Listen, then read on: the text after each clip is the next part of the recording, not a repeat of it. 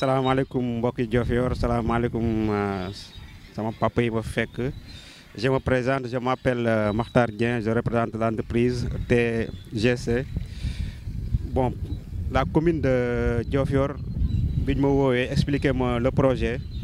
Bon, vraiment c'était une fierté pour moi vraiment de ñëw participer au développement de la commune vraiment ça a été un grand plaisir bi ñu ma woowee wax ma j'ai pas discuté vraiment dama ñëw participer. Bon, une participation symbolique au nom de la commune de Diofior. Vraiment, nous avons sollicité pour un terrassement général de 35 hectares. Vraiment, ça a été un grand plaisir pour moi. Vraiment, je suis content avec l'appui de monsieur le maire, monsieur Youssoufa, que je salue de passage. Vraiment, l'initiative, ça n'a pas été facile pour lui. Mais vraiment maa ngi remercier bu baax a baax ci confiance bi ñu ma jox pour ma mën a def les travaux là vraiment maa ngi sàkku seen ngërëm di sàkku seen ñaan bu ko defee yàlla ñu ñëpp ñu jàpp ci liggéey bi mën a ànd ba ñëpp jot ci incha allah kontaan naa. zone la boo xam ne mosuñu yaakaar ne mën na jëriñ dëkk bi mais léegi avec l'initiative de monsieur le maire mu ngi koy débalaye ba yàlla xam ne dinañ ci am sax. Puis nombre d'hectares yoo xam ne beaucoup de gens de la population mën nañu fi dëkk mu nekkaat beneen additif ci Diofior yoo xam ne vraiment dinañ ko jëriñoo ñu kontaan ci initiative bi monsieur le maire jël ba vraiment fii zone bi yëpp yaakaar nañu ne dinañu mës a jëriñ waa Diofior. non suuf si moo gisee ni amul benn jafe-jafe vraiment.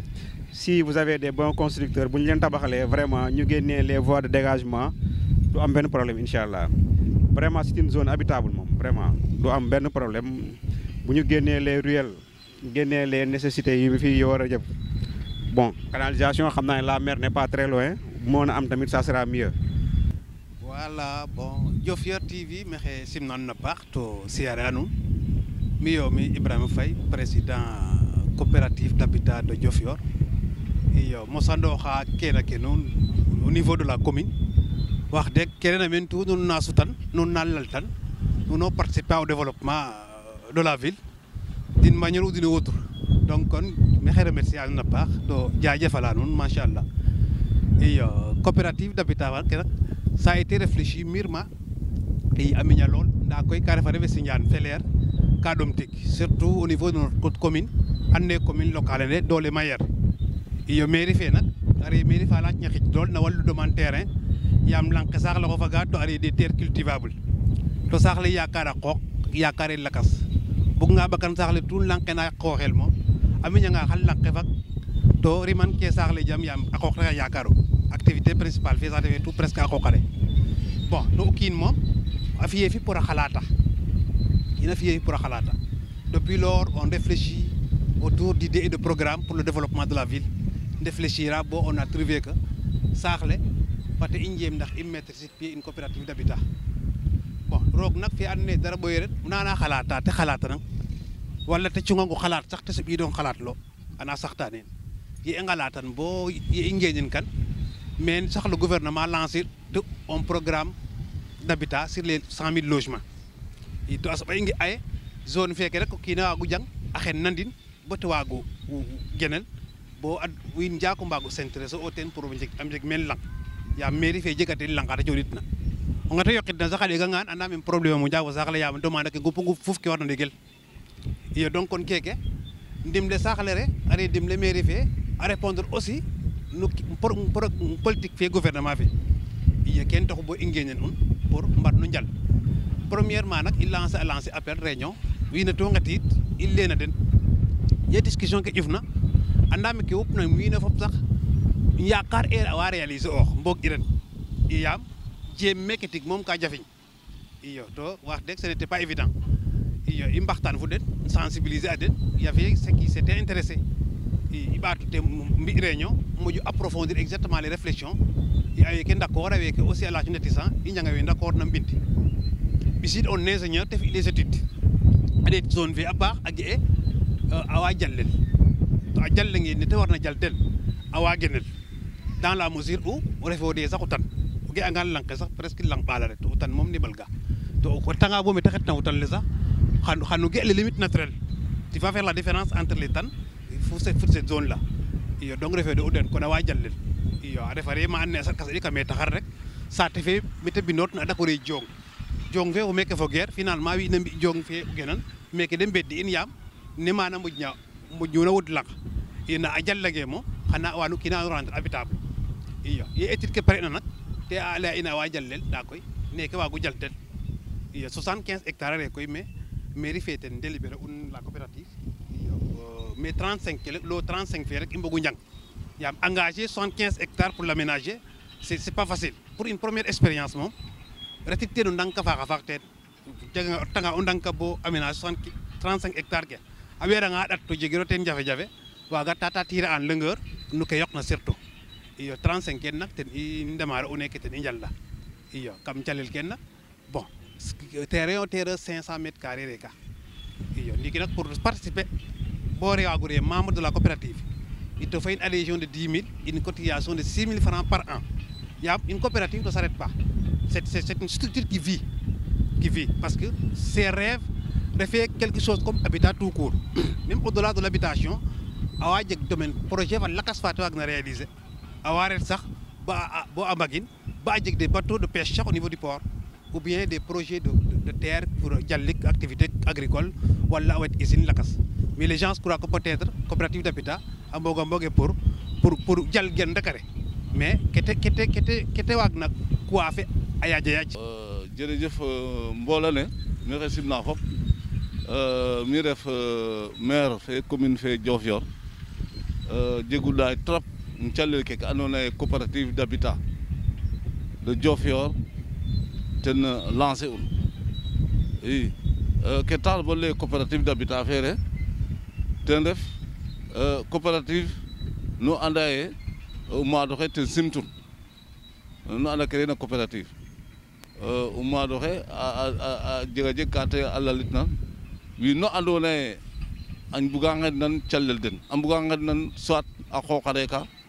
wala nu mbug a fait logement to tun jege doole nu mbaga regrouper en coopérative ken taxu wiin andona den ngenu meke de parce que parcelle keke depuis 2006 a ɗege depuis 2006 jete ɗegena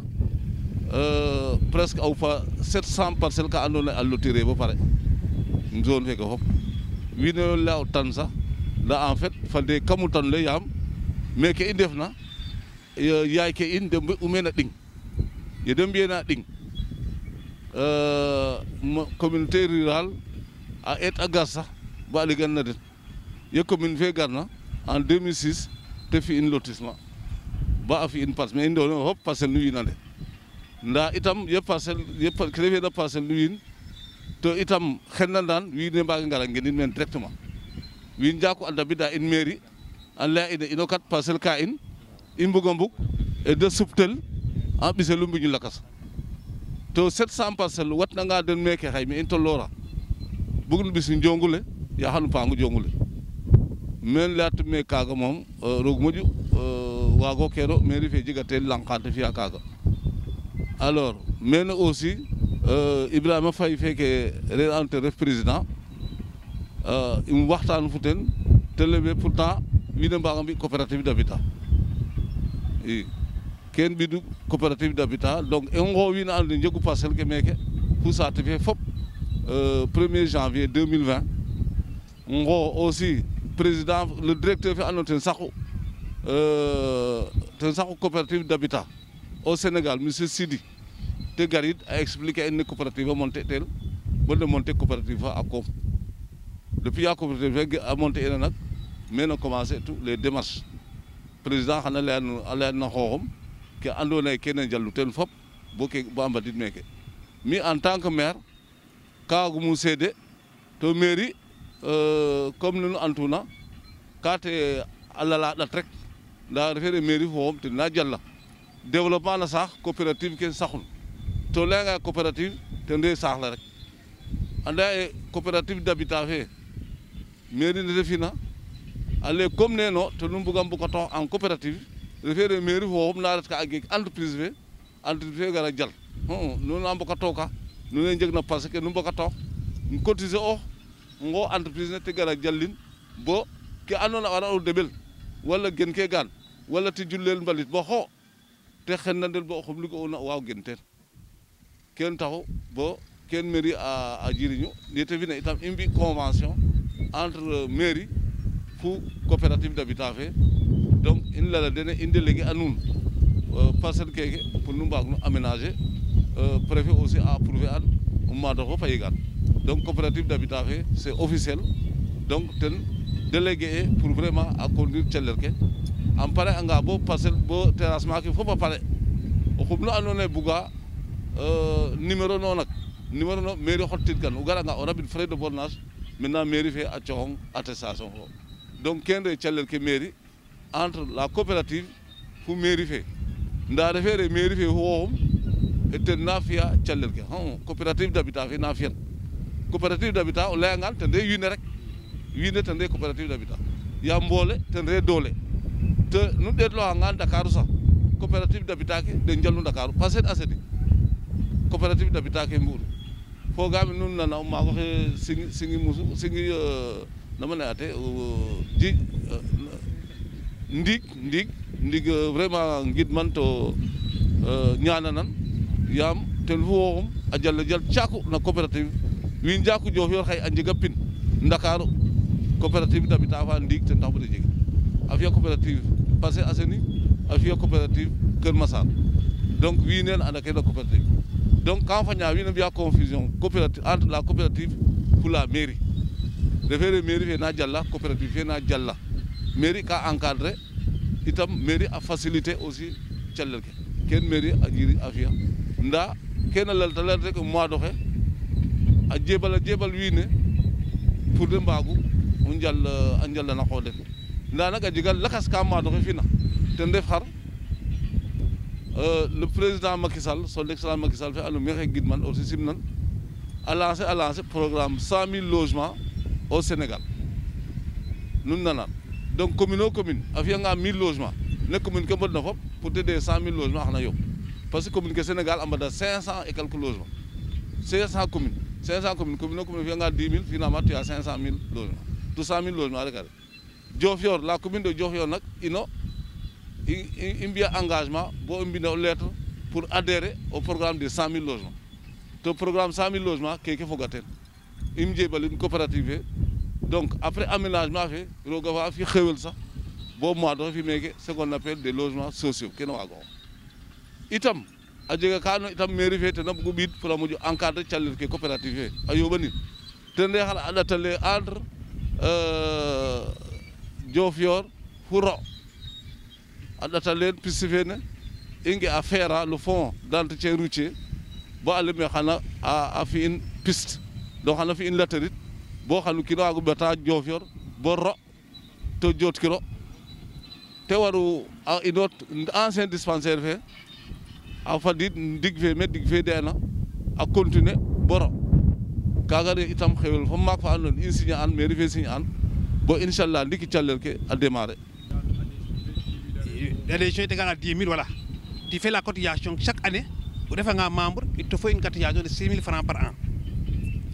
S'il s'agit de l'aménagement, vous sortez un terrain, il te fait une cotisation de 200 000 francs. 200 000 francs, qui est beka, tu ne connais pas beka, ou la casabekin, qui est narabit, qui est najallen. C'est quand il y a un engin qui est mom, pour qu'il nous déplace dans Dakar, beau mec. Ici, le personnel fait année de sa démarre non jalla. Wax deug tigum yober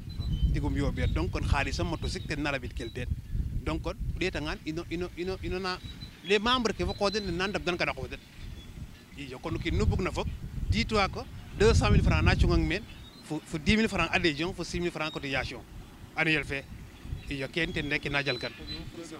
iyo à l'est de Diofior en fait les gens disent que c'est des tannes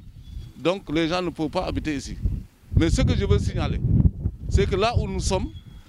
c'est des parcelles qui sont déjà loties par la commune. Parce que l'ancienne communauté rurale, c'est des femmes qui avaient fait des vergers ici, qui avaient mis des vergers ici, là où on est, et qui faisaient donc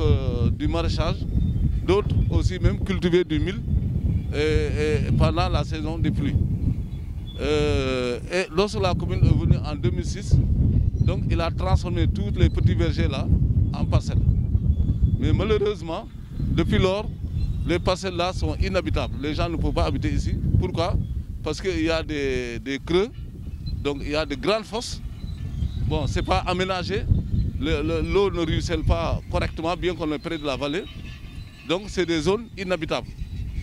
Bon, et lorsqu'on est arrivé en 2014, la plupart des propriétaires de parcelles sont venus à la mairie pour dire qu'ils veulent changer de place. Parce qu'ils ne peuvent pas habiter. On leur a donné des parcelles ici, dans cette zone, et ils ne peuvent pas y habiter. Et ça faisait plus de 700 parcelles à déplacer. La commune n'a pas les terres qu'il faut. Nous n'avons pas assez de terres pour vraiment déplacer ces 700 parcelles. Sinon, on allait vraiment finir ou même on allait complètement épuiser nos terres cultivables. Et Diofior étant donc en même temps agricole essentiellement parce qu'on vit essentiellement d'agriculture ici, c'est pas bon quand même de gaspiller, on peut dire, les terres cultivables. Donc j'ai trouvé que c'était un projet qui est très intéressant parce que l'objectif, ça va non seulement préserver les terres cultivables, mais aussi c'est une récupération de terres. L'enjeu, c'est récupérer les terres, faire en sorte que ces terres deviennent habitables. Donc c'est ça l'enjeu, donc c'est un développement. Parce que si tu récupères des terres, tu augmentes le développement. Donc là, on ne pouvait pas habiter, tu fais en sorte que ça soit habité. Donc j'ai encouragé la coopérative et c'est là qu'ils ont créé donc, la coopérative. Ils l'ont montée le 1er janvier 2020 avec même l'aide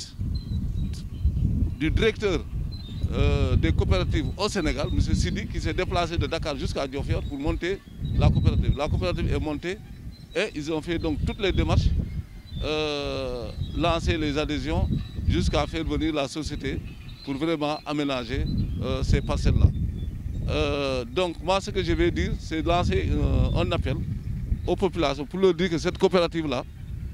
comme toutes les coopératives du Sénégal, quand une coopérative est montée dans une ville, ça appartient à toute la population. Donc il suffit de s'adhérer. Il faut venir, il y a des droits d'adhésion qu'il faut donner et puis verser une somme, faire une avance sur les frais de soit la totalité ou une avance quand même constante parce que vous savez que l'entreprise là, ça demande beaucoup de moyens, vous avez vu le tracteur. Donc je demande à toute la population de venir vraiment participer à ce challenge-là. Parce que si on voit les villes comparer, on essaie de comparer Joal par exemple. À Joal, les gens habitent vraiment sur des tannes. Mais ça, ce n'est pas des tannes. C'est pas comparable à Joal. Voilà, l'engin ne peut pas travailler sur des tannes, c'est pas possible. Voilà, c'est un engin lourd. Donc ça prouve que ce n'est pas du tanne, au contraire. C'est tout juste des terres qu'il faut toujours valoriser. Donc vraiment c'est une terre qui est habitable et si vous voyez, en tout cas... Moi je suis comme le monsieur le maire maire moom ka piloté a rek ka encadré a rek iyo mairie jegel lang a refa min pour organiser a lang rek buga nga geno soxla anga te ciolong ma genona o rabdin frais de bornage ke nak tena tapeta keta ke yin lakas courant fe te utiliser a kaga rek a jego ten nda jege ten lakas pilor nak na imbu una ba pare et publicité dans le face dans le net bo awé yek ernatu net fe sax yek tout depuis l'heure nous recevons des appels à n'en plus finir presque tout le monde s'intéresse les places sont un peu limitées parce que aussi mbuké xo nga rek wa gëno jang xana xongu jangit to an exactement terrain fait zone V terrain ponente sutka waxna la baax et donc kon ki nu bugg na toy ite o xano waga nga fi ñofu ya ne soxla o na ne ke na fa soxla mo fa nga yexato ke na fi yexe aussi rap nga wona xanu garat so place ke may iyo donc kon isa dakino ino fop yam saxle mom ino mbugut to makelle satenu gi ona taxar ka mbiro loxo rek na dingat kon saxnu gi ona wiine ngeen na men rek mbaag nu ding de mbaag nu sutura de mbaag nu développer de mbaag nu ngeenin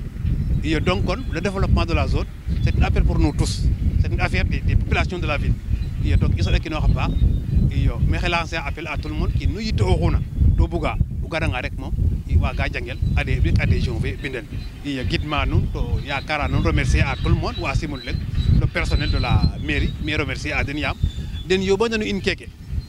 iya ku kina jegne mel lang mairie fi yago siège rek avec délibération nga ciodong una nga jël ka o jël ko tere coopérative tere personne